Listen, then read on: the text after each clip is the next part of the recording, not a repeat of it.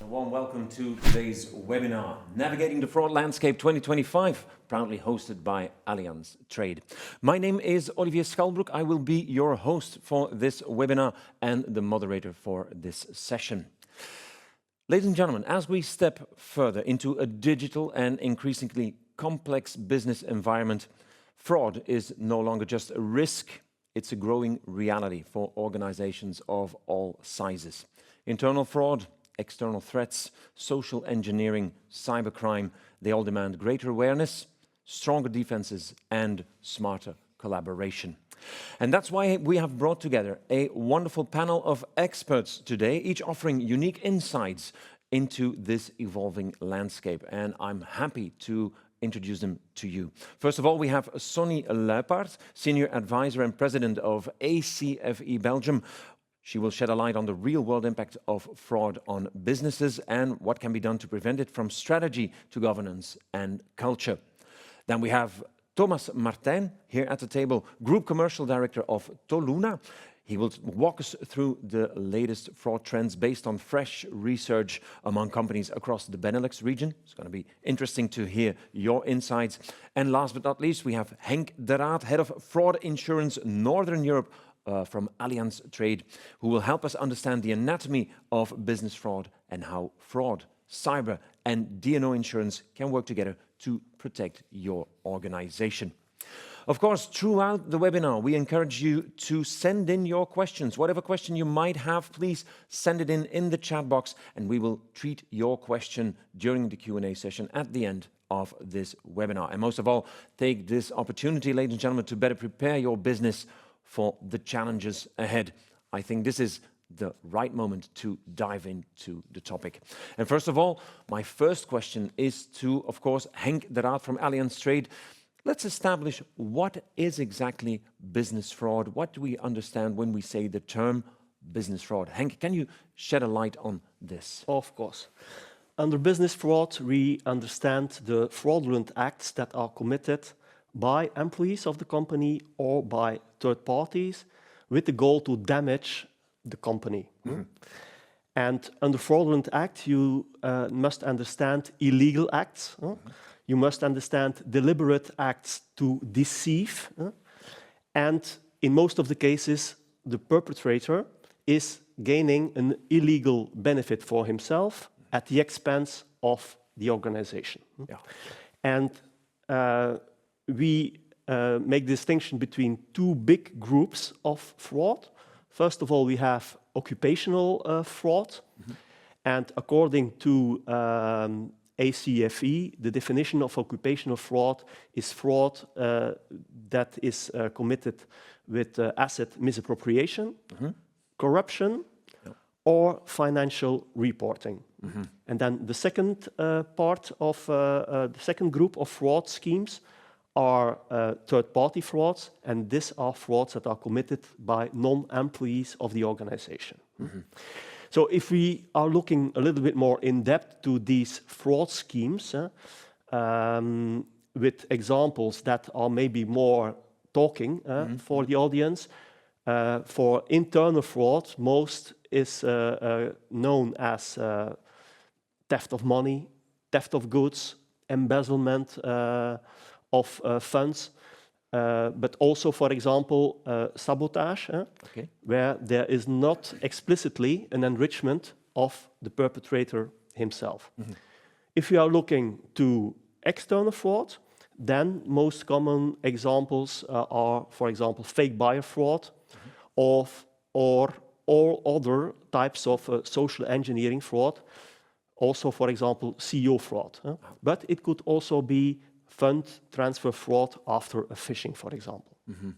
So that's in a nutshell what we understand under business fraud. Yeah, two big pillars here, internal and external fraud, and I think it's very, very nice to have that clear distinction. And of course, the business that suffers from this fraud, I think that is one of the main things that we have to keep in mind. Mm-hmm. There has to be damage. You also mentioned the ACFE. Now, we are lucky to have Sonny Luypaert here at the table, who can tell us everything about the ACFE. And my question is also, how is this fraud impacting businesses? And the ACFE, is looking at it on a global scale, but maybe for those who don't know what ACFE stands for, maybe you could shed a light on that. Sonny, what exactly are you doing within the ACFE? Thank you, Olivier. In fact, ACFE, Association Certified Fraud Examiners, we are the largest anti-fraud association worldwide, offering education and training. We are preventing fraud, so we are about 95,000 members worldwide, of which 77,000 certified fraud examiners. In Belgium, we are around 200 certified fraud examiners. We organize events, sharing knowledge and helping organizations to fight fraud. We call ourselves fraud fighters.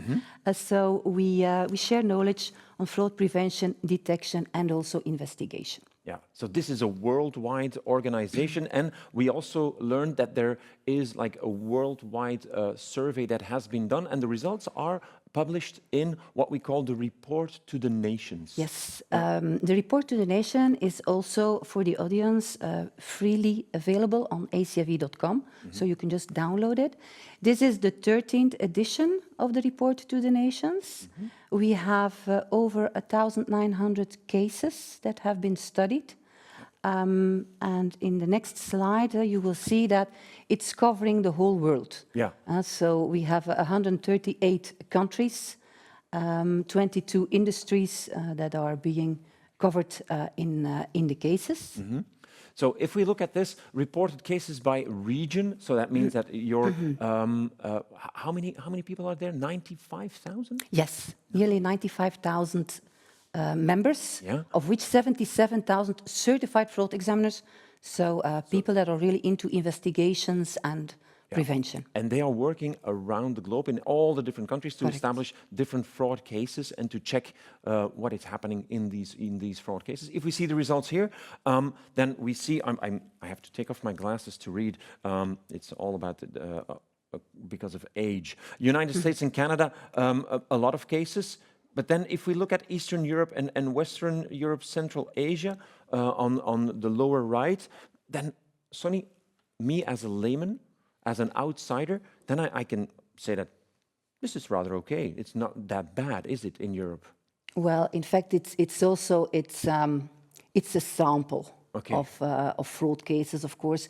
And this is certified fraud examiners that have assembled the information to come to this study, and it's because in Eastern Europe and Western Europe there is a lot of fraud examiners that have contributed to these cases, to this study. Okay, so then also today we're going to talk about the misconception of like the fraud, let's say, security, and this might be also one of those things that we have to already tackle, that people think that, okay, we're safe, but then these fraud examiners, they will find out that there might be some fraud cases that are really, really damaging these For sure, for sure. Yeah, absolutely. A lot of reported cases all around the world. Now, Henk already mentioned occupational fraud. Now, what are the big trends worldwide if we talk about occupational fraud? What are the most common things that might happen? Well, in fact, asset misappropriation, as Henk already mentioned, is in fact in 89% of the cases the fraud, the occupational fraud, with a median loss of $120,000. So, in fact, that is the most common type of fraud. Next is corruption. Corruption also including conflict of interest. Now, conflict of interest, it's not always a fraud, because when it is declared, it's not a conflict.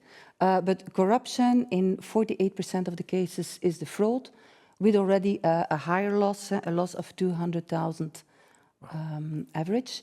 And then the lowest is financial statement fraud, mainly committed by executives and board members, 5% of the cases, and over $700,000 of loss, which is high. Yeah, very, very high. Henk, if we talk about these different occupational frauds, you already mentioned them in the beginning. The main thing that we focus on here is that, well, if there is fraud, then the main thing is that the business where the fraud is committed has to suffer. That is one of the main factors. Yes. So we will also talk about how you can protect yourself against those frauds. When we're talking about fraud insurance, for example, the main cases will be coverage for asset misappropriation. Okay. You can have some maybe cases in corruption where also there is a collusion, for example, between an employee of the company with the supplier, for example. So you could see this also maybe as corruption. So this kinds of corruptions can be covered in a fraud insurance. But for example, the pure bribery, a company who is paying money to get an order, this is of course never covered in the fraud insurance. Okay, so that's already a big distinction that we have to make. More about these distinctions and misconceptions later. Now, there is a classification about these occupational frauds, and so how can you explain to us how this classification system really works? Where do we have to look? Well, this is in fact how we at ACFE classify occupational fraud.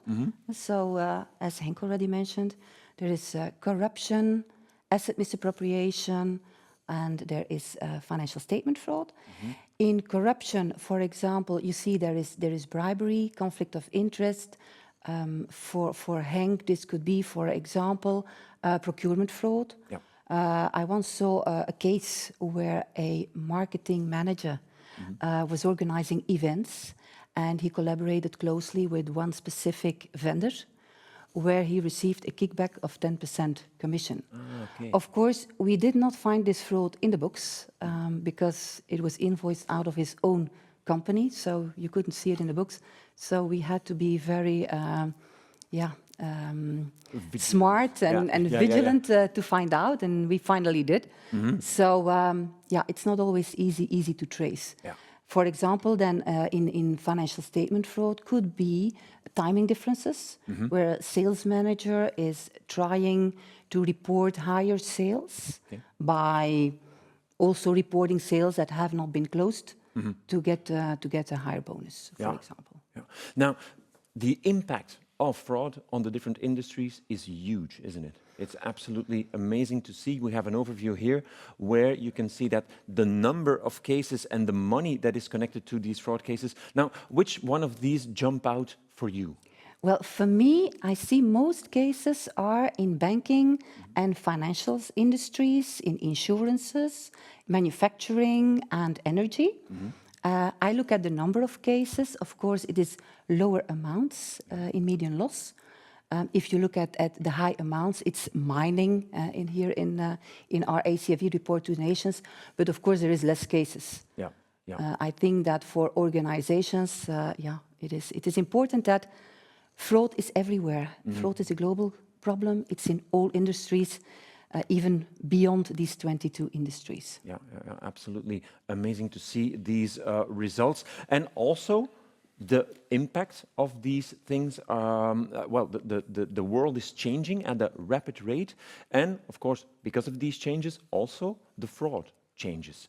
So can you maybe give us a few details on how these changes are making your life more difficult? Yes, well, in fact, there is a digital transformation, cybersecurity threats, there is phishing, ransomware. So organizations, they have to get stronger cybersecurity protocols. And then if we see how regulators and governances react, they are putting, in fact, more controls, more reporting, more rules. And there we have to make sure that organizations don't just tick the box. And that's also a danger. But of course, we have the advances in the data analytics and artificial intelligence, machine learning, so that we have tools to trigger and provide red flags so that fraud can be found at an early stage and not damage too hard, so that the financial cost gets limited. On the other hand, there is the growth of digital payments and cryptocurrencies, where the national banks or regulators don't intervene, so where organizations then have to find other means to fight this type of fraud. We have the globalization, cross-border fraud. As we go and work more global, it is important that police, investigators, organizations work over the borders. If you think about certificate of origin fraud, for example. So you really have to go beyond the boundaries. And then, for me, very important is the focus on the ethical corporate culture and whistleblower protection. It's having the right corporate culture, know what's going on the work floor, listen to your people, and if there is no open culture, well, make it an open culture by using whistleblowing program. Yeah, we're going to go on that deeper on that topic a bit later on in this webinar about this culture and the whistleblowing technique, also about the training that you can provide to prevent fraud. It's amazing to see that on the one hand, the technology is making fraud more, let's say, possible. On the other hand, that you embrace this technology to also fight fraud. That is absolutely amazing. So it's a parallel that is happening right now. Now, this was on a global level, of course. Now let's zoom in on the Benelux. And for this, we have Marteijn from Toluna. Thomas, how are you doing? Very good, thanks. Nice to have you here. Nice to be here. Okay, so we are now zooming in on the Netherlands and Belgium, the Benelux results. If you analyze these results, the fraud trends, what is the first thing that jumps out and that you see that this might be an issue? Well, the challenge is that it's rising. So I would say that within the companies that we interviewed in the Benelux, there are two things going on. On the one hand, companies feel rather protected. On the other hand, we see that they claim that there are more attempts of fraud and actual cases of fraud going on. Oh, okay. So that is clearly an interesting development in the market. And you did a survey. Yes. In the Benelux. Now, what came out of this survey? What are like the most surprising facts here? So truly the underestimation of to what extent people are insured, I would say that is one of the clear outcomes. Now, we focused on a lot of different topics during the research. Interestingly, to see one of the elements was to what extent do companies consider something to be fraud? Because there's of course a huge variety of possible frauds that could happen. Yeah. Stealing a pen, is that fraud? I don't know. I'm going to keep my pen close to myself here. Yeah, actually, that's a good question. At what point are we saying that something is fraud or isn't fraud? Now, is this the first time that you have done this research in the Benelux? No, so we've done the research in collaboration with Allianz Trade over the last 3 years already. Okay. So it's interesting to see the trends, what's going on in terms of how specific attitudes from companies in the Benelux change towards fraud, and to what extent they stay at the same level. Yeah. Interestingly, as I mentioned, there is an increase in fraud cases that we see. We see that there's more impact. We can show some of the details later on. Yeah. Because you already mentioned companies feel safe, and then also the consideration like what is fraud, what isn't fraud. What is considered fraud by these companies, and what kind of actions are then taken if fraud is like established? Yes. So maybe the most obvious things, stealing money and stealing a laptop, of course, that is seen as fraud. Yeah. And the actions that are taken on those, let's call them obvious frauds, are typically the police is involved, people are fired. Yeah. Sometimes it's just an official warning, but typically the let's say, traditional or most obvious fraud elements are being handled in a very strong way by firing people. What's super interesting to see is that data and company information is becoming more and more seen as an asset that needs to be protected in the same way as money or actual physical goods. So it goes higher up in the hierarchy of the fraud. So data is, I would say, just as important for a company, and company information is just as important as physical assets of that company. Okay. What is interesting to see is that as soon as something becomes debatable, so if I'm printing for myself, if I'm using products from the company for myself, if I take home some soft drinks, that kind of elements, those things are of course condemned. It's not something that's allowed, and companies react to that. However, let's say, the drastic measures are not typically being taken. Okay, it's just frowned upon. It's like, Well, you can get an official warning, or Yeah. companies give official warnings, but you can see also that the extent to which companies consider this to be fraud, so that big stamp of this is really fraud, is clearly smaller than the theft and misuse of products. yeah, we get into that gray zone a Yeah. little bit. Yeah, absolutely. And then there's one important other element, and that is as soon as you engage with fraud through external partners. Yeah. So, like the example Sonny was giving, if you get a kickback fee based on what you buy, then that is of course also seen as a serious form of fraud. Indirectly, it is of course directly stealing money from a company. Absolutely. So resulting also in strong actions. Yeah. Now you said that companies feel protected about fraud. How does that work? Because it's maybe a false sense of security. Yes.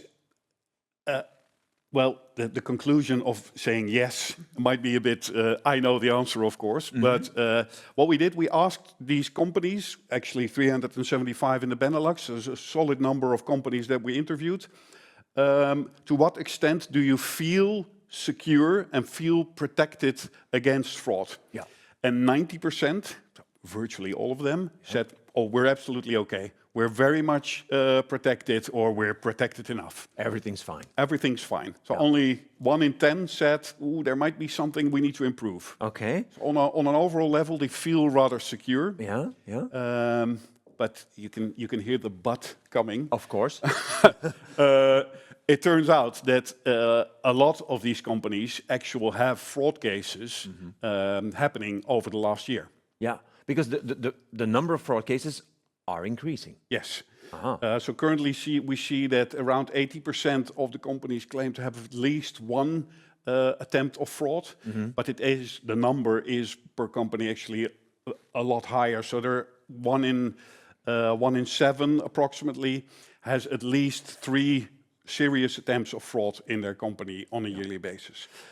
Spread, of course, between internal and external frauds, although differences between that are not that big. Yeah.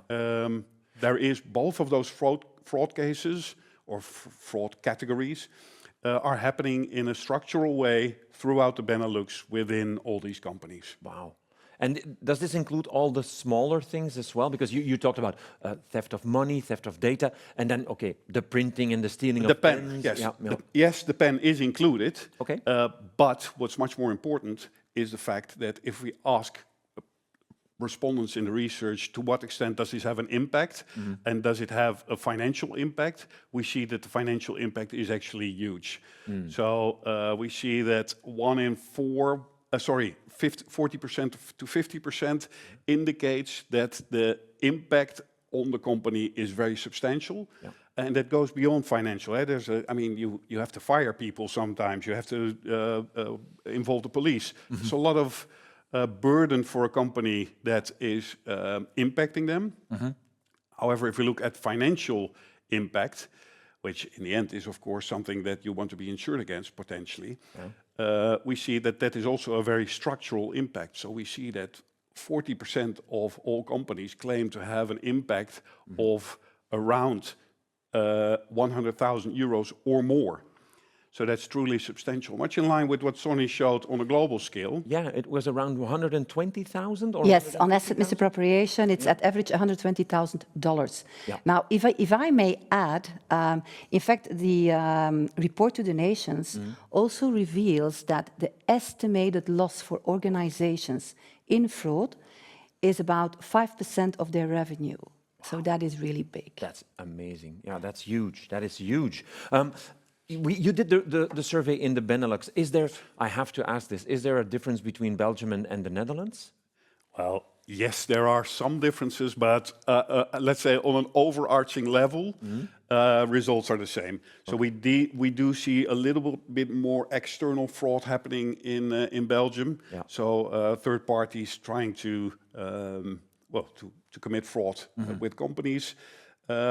What is interesting to see is that the Belgian company seems to be a bit more focused on screening their employees. So there might be a bit more of a control mechanism in place in Belgium when it comes to screening, but it's not a huge difference. So overall, you could say Dutch and Belgian companies are quite similar when it comes to the way they experience fraud and what their actions are when they take action. Yeah. Are they aware of this growing risk? Because we see that it's increasing, 80% of the cases. Are they aware of this, or are they just living in oblivion? No, they are. They are very much aware that the world around them is changing rapidly. Yeah. So they are definitely indicating that they see business fraud as a growing risk. Yeah. Although they feel secure, they feel they're doing a lot. Yeah. So we see that around 75% of all companies is actually putting things in place. So there could be trainings, could be an assessment of how the company is doing when it comes to fraud protection.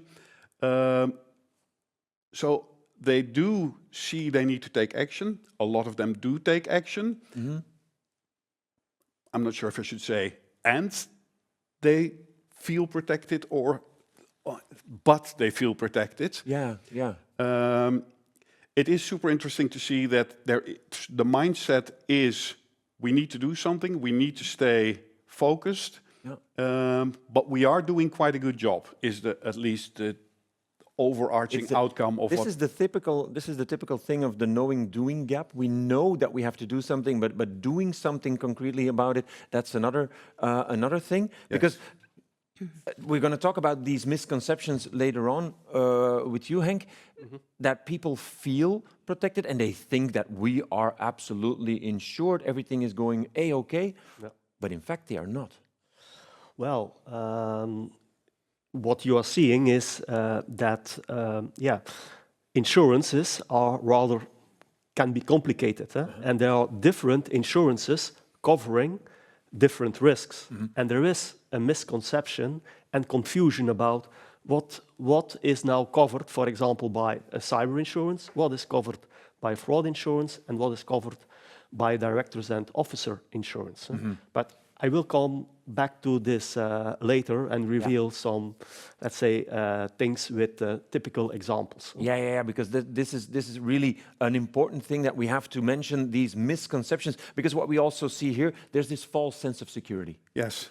So basically, building on what we saw in the rest of the outcomes of the research, is one of the final questions we asked them is, to what extent are you currently insured? And around 60% claims they have a fraud insurance. Yeah. Whereas the reality, as Henk can confirm, is a lot lower. Oh, wow. So there are, of course, many different insurances that they have, and they might think, but this is probably a fraud insurance, where in reality it's a smaller cyber insurance or a generic insurance against theft.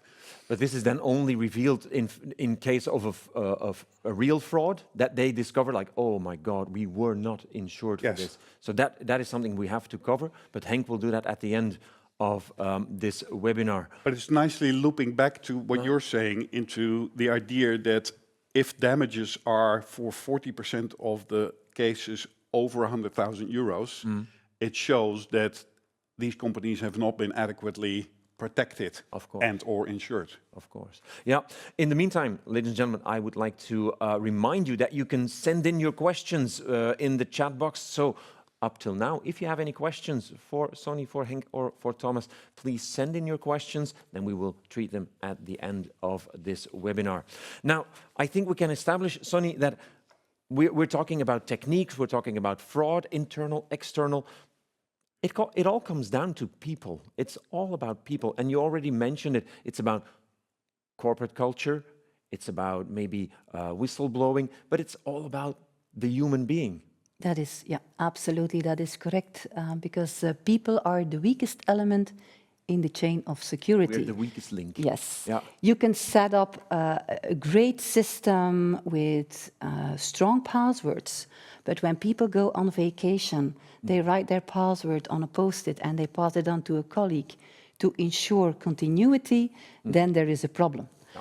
And it's also important, as you were mentioning, to set the tone at the top. If the manager is taking a pencil home, well, 1st of September, what will the subordinates do? Huh? Yeah. Their children will write with company pens. So it's very important to walk the talk and set the example at the top. How does ACFE define fraud exactly? Well, we use the fraud triangle from Donald Cressy.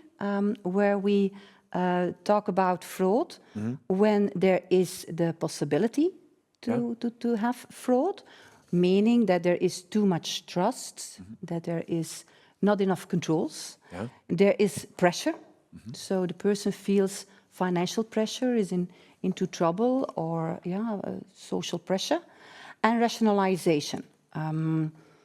I took this money because I'm working a lot of overtime, and I'm not paid well, or I'm not paid my overtime. The company has enough money. And the company has enough money. The manager goes on vacation, and I just continue running the business. But I believe that by using the fraud triangle in reverse, organizations can protect their organization against fraud. And this means that, well, they have to build in smart controls. It has not to be. It doesn't have to be exaggerated, because you have to trust your employees, because otherwise you can better do everything yourself. But it's important to build in smart controls.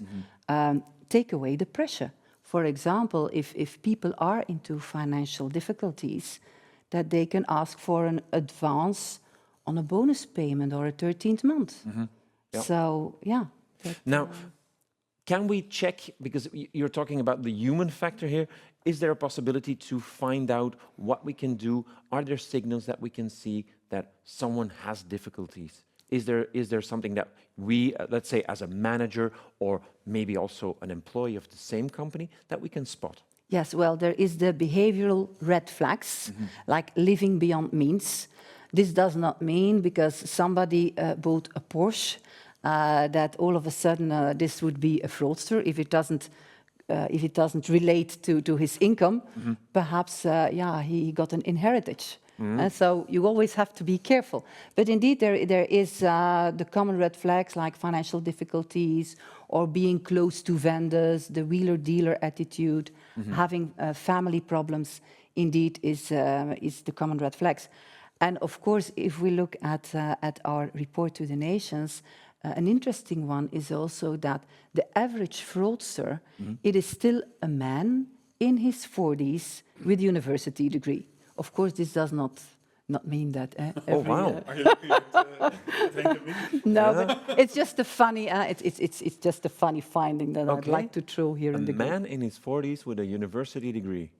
Wow, you wouldn't expect that. Well, little by little, we also go more to pink fraud, as we call it in the ACFE terms. Ladies that start. Of course. Now we have to.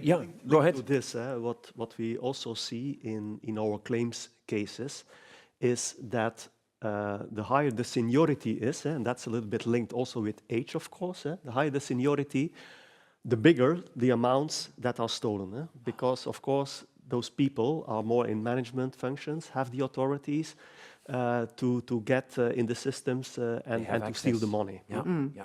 Absolutely. Oh, interesting. Now, becoming aware, I think that is something that's it's not that easy. Well, in fact, it is important to do awareness training. Via ACFE, we ask our certified fraud examiners, also in Belgium and Netherlands, to contribute during the Fraud Awareness Week, where we actually invite organizations to events where we share expertise on fraud prevention, detection, and investigation. And Allianz was also already a guest during one of these sessions. We see that indeed more organizations start doing awareness training, and we see that the amount of fraud or loss is also diminishing as there is more training. And then another one is also implementing whistleblowing programs, where we see that in 43% of the fraud that has been alerted, a tip is the way to announce or declare a fraud. Okay, I'm just being the devil's advocate here. A whistleblowing system, I would consider that as being. It would give me the feeling that I'm being watched. Is that something that you need to cover also inside a company? Yeah, you have to be careful on how you implement a whistleblowing program. So I'm not talking about a whistleblowing tool, but a whistleblowing program, because ideally an employee can go to his supervisor and declare or alert that he saw something happening. So there should be an open culture. It does not necessarily mean that somebody has to go via a system and alert anonymously. Ideally, the whistleblowing program is there to foster open culture, and also management has to make sure that they use the information correctly, that they report on it in an anonymous way, and then also take action and be consequent in these actions.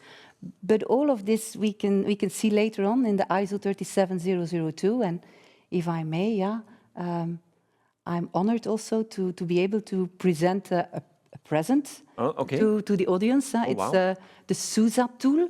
The SUSA tool is a Speak Up Self-Assessment tool. It is free, and it has been developed by the EDEC Business School. Professor Wim van de Kerkhoven invited me to assist in this.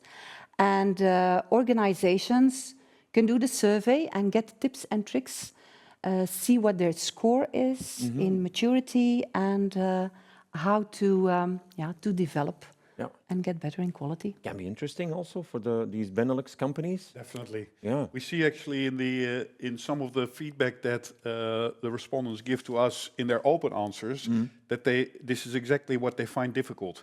So how do we create a culture where people can speak up? Yeah, absolutely. I think that is one of the most difficult things. Yeah, it is.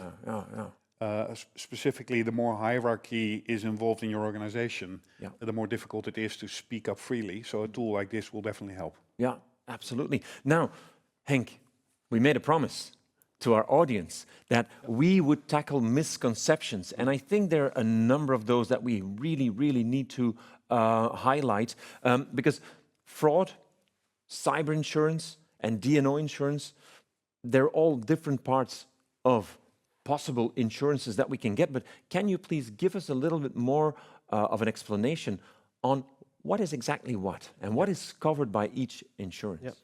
So those three insurances are bundled in the jargon of insurance under financial lines insurance. But they are covering three different things. So in general, and I will later on illustrate a little bit with a few examples, in general, a cyber insurance will cover you for the losses after there has been an external hacking of your system.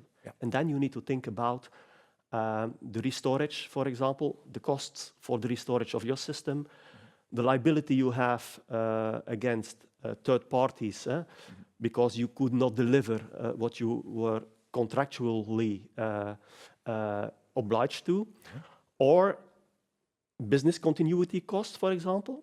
And also, in some cases, cyber insurance also cover ransomware. So ransom that has been paid after your system has been blocked, and to, let's say, to make your system again available. So this is cyber insurance. When you then look to fraud insurance, also called crime insurance, that's the same, then we are talking about coverage against, let's say, the money, the losses that has been made after a fraudulent act. And those fraudulent acts, as I explained, can be embezzlement, can be theft of goods, theft of money. And so then the third one is directors and officers insurance liability. This is totally a different insurance because it covers the liability that an administrator or a senior manager can have after executing his job as a board member. And so a company can buy a D&O insurance to cover this personal liability of these managers. And of course, these managers, they want that their company buys this insurance because otherwise they would not be able to take any risk in their execution of their board member's job. Now, the point is that these three insurances in the heads of some people start to blend. And they start to think that one covers the other, and that so we have to really make sure that people are aware which insurance covers what exactly. So, and you said it, you're going to give some examples where misconceptions might arise. What is the first example you want to give? Yeah. Well, let me first say that when we look to these three kinds of insurances, that D&O is most taken by, let's say, bigger companies. It's most common insurance. Cyber insurance, you have also more and more companies that, and that is linked also to publicity that is made or in the news. Those are spectacular cases of cyber threats and also Russia, cyber attacks, etc. So a lot of companies, they also consider to take a cyber insurance or have taken a cyber insurance.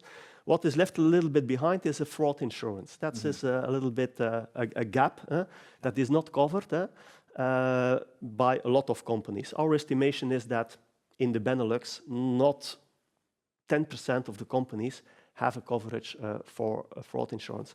What is exposing them, of course, to huge risks, not only financial losses, but also, for example, reputational damage. And to illustrate a little bit the difference between cyber insurance and the fraud insurance, I have here an example of an employee who is using his normal authorized access to the financial system of the company, but he manipulates the financial data and he is diverting funds to his own account. Okay. So, people think, okay, cyber is insured, is involved. There's a digital system involved. This will maybe be covered by my I cyber would think insurance. so, yeah, cyber insurance. But of course, here there is no external hacking. So this is condition for cyber insurance. There's no external hacking.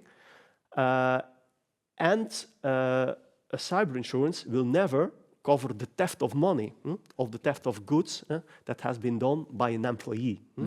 It's only an external, let's say, cyber attack that might be covered. And also only the costs that are related directly to this cyber intrusion, for example, a restorage of the system, that will be covered by a cyber insurance. Okay, so that's misconception number one. Yeah. Not everything that is connected to a computer is cyber insurance. Yeah, I have another example. Maybe that maybe it's in another way that also can illustrate this.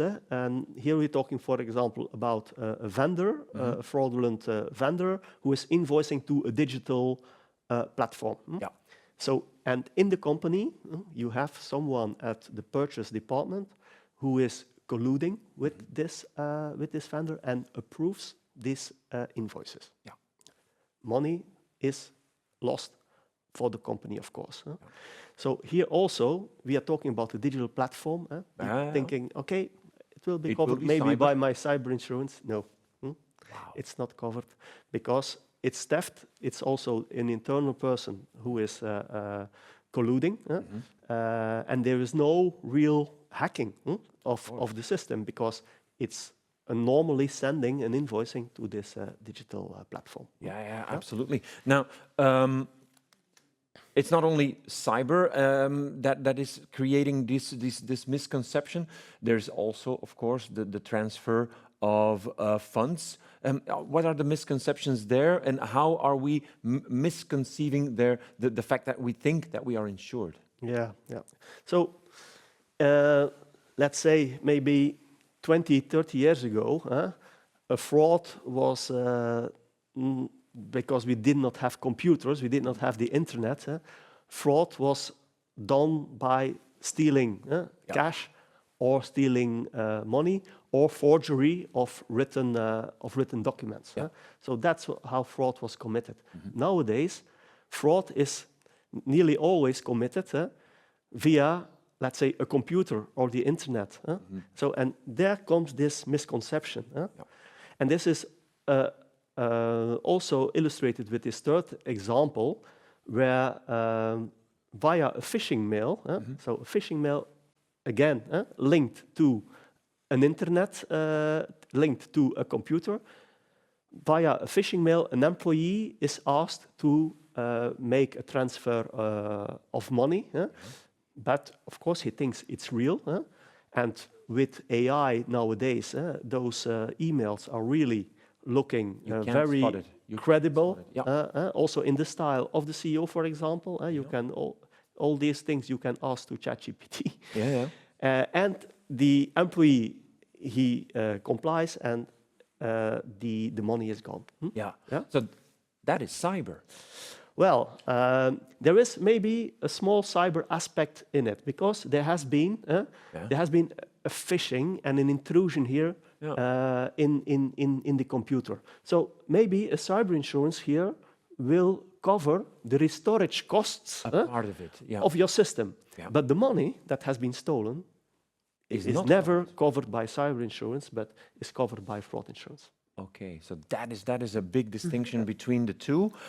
You have a last example, and that is about the D&O coverage, where you said that this is mainly in large companies, big companies, but also there might be some misconceptions, because people think they are protected, but they aren't. There the misconception is because companies or top management could think, there is a fraud committed by a really senior manager who is also stealing the money, is using his own authorities to enrich himself.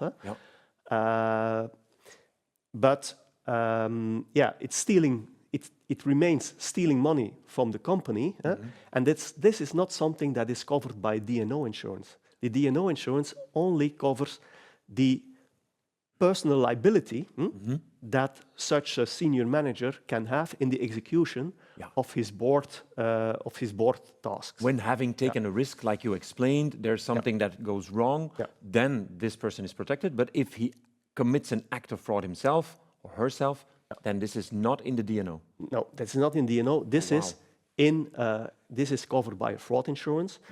In most fraud insurance, you have to pay attention that we exclude in fraud insurance when this board member has, for example, more than 30% of the stakes of the company, then we will not cover. But if he has under 30% of the stakes of the company, then such a case would be covered. Wow. Thank you very much, Henk, for really tackling these misconceptions. In the meantime, ladies and gentlemen, you have been very busy in the chat box, so congratulations. You still have time to send in your questions, but we already got a number of them here on my little iPad. First of all, let's start with the first one. The decision makers for the policy are often the higher positions within the company who, according to the figures, also cause the highest damage. The reaction is often laughable. This does not play a role with us. How do you deal with that?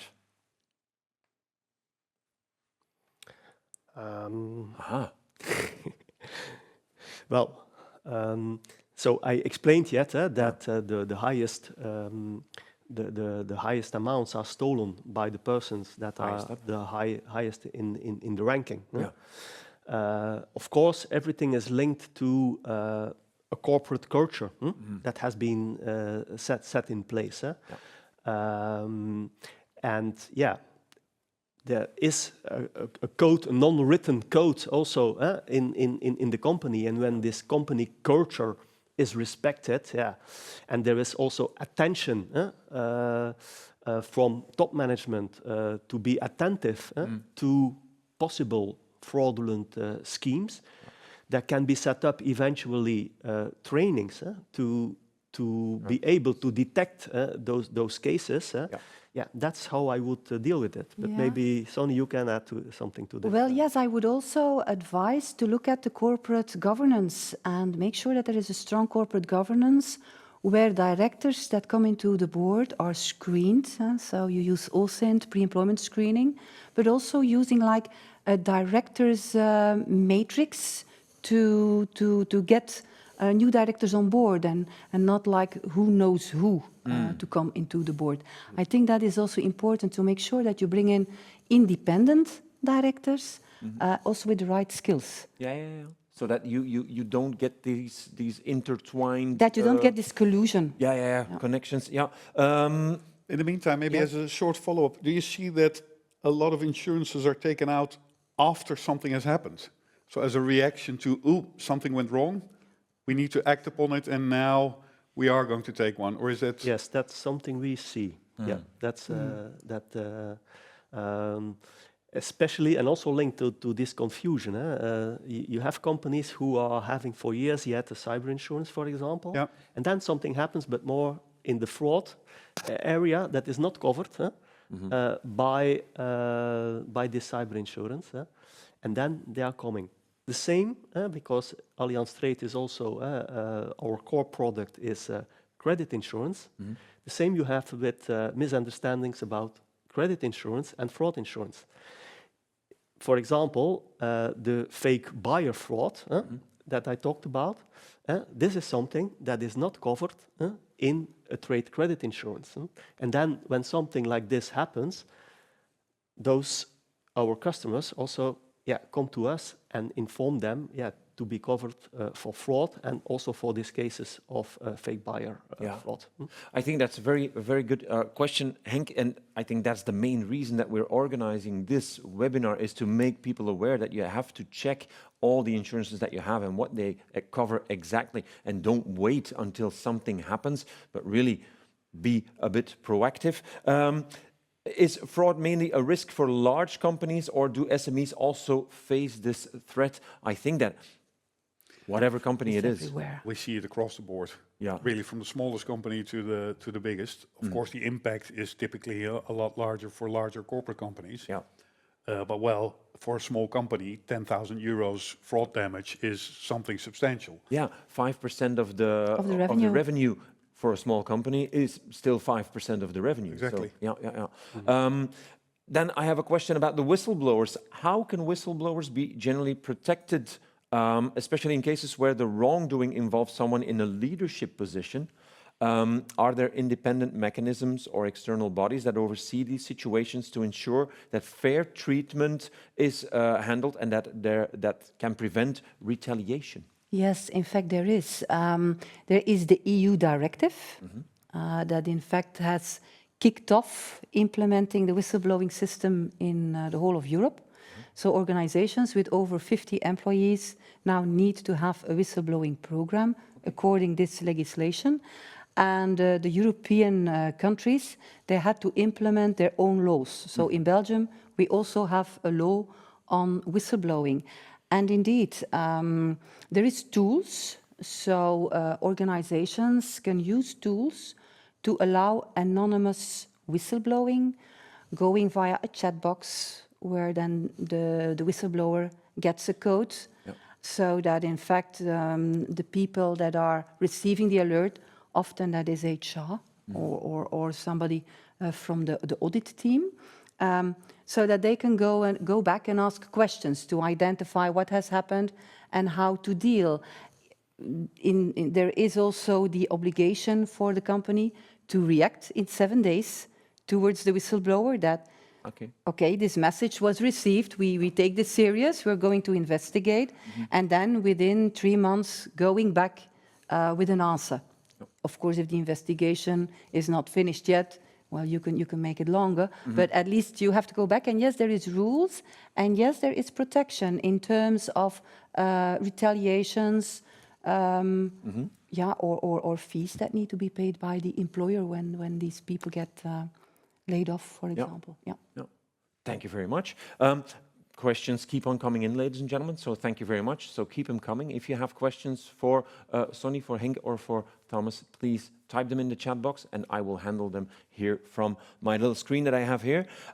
How can I recognize early signs of external fraud, and how can I arm my employees against this? Who would like to take this question? Well, I partly answered this one yet when I was referring to trainings that can be organized, awareness campaigns. For example, in our own company, in Outlook, we have a button that we can click on when we receive a possible phishing mail. Okay, kind of a panic button, like, oh, we Yeah, got one. and then you click on this button, and then, this is also something that is organized by the company itself. They deliberately send such mails, and then we get a message, okay, good job, or, this was something you should have been seen. Yeah. But I think that is amazing that companies, they have to keep on doing that, because like you said, with AI, with all the technology that we have, the mails become more and more realistic, more and more genuine. We even take pictures of colleagues, and even like signatures can be forged. So everything needs to be so protected. I think that is amazing that you keep on testing people. Yeah. And maybe to add to this, I always would like to mention, use common sense. Yeah. So once we had an example of a rather small company who suddenly received a $1 million order from a large French retailer. So that's something that should ring. They were very happy, bell, but then at the first time, of course, we receive a large order that can make our year. But you have to think a little bit. Why now? Why us? Yeah, absolutely. Henk, can you give a premium indication for a fraud insurance? It's one of the questions that I get here on my screen. Yeah, I can give you. It depends on, of course, the insured amount of money. Yeah, so that's a first one. And this amount insured, typically we have a rule of thumb that we say, okay, maybe you should think about between 1% and 5% of your turnover. Okay. Yeah, and depending on this, we can fix together an insured amount. And then, depending on the sector, depending on the number of employees, depending on have you subsidiaries outside Belgium or outside of Europe. So there are all factors that play a role, but you need to think about between 0.5% and 1% of the amount insured. Okay. Thank you very much. I'm still checking if we can have some questions. Which weaknesses in internal processes make a company vulnerable to internal fraud? Weaknesses in internal processes. Weaknesses in internal processes. Well, I think at first it is important to know the internal processes, to make sure that these are documented and that these are actualized, because often it happens that processes, procedures exist, there is roles and responsibilities, but it's not updated. It's also important that when people move positions, for example, you can have pre-employment screening, that there is in-employment screening. People change, their backgrounds changes, their family might change. So when going into more risky positions, that there is a screening, for example. It is important also to trust employees and to trust them when they get their tasks, their responsibilities, that they also take the accountability and that you build in some smart controls.